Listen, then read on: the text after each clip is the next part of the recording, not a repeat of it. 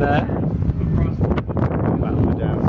Well, Well, we were on the top of the Hoover Dam. We couldn't go in, unfortunately, because the lift wasn't working. are they tall? Yeah, I'd quite happily taken the stairs. Although it is 40 floors, apparently. And just around these where they put the water in. Yeah. You could fit almost... well, you could fit over 3 Tower of Terrors in there. Yeah. Doesn't look overly big, but it's huge when you're on top. Yeah. Ooh, look how deep it is. Ooh. And we're on a boat like the Molly Brown. Like that. And it smells of, what's the smell? Diesel. Smells like poo. See, look at the steam pipe. Steam pipe. Yeah, your fingers in the way, dear. Yes, steam pipe there.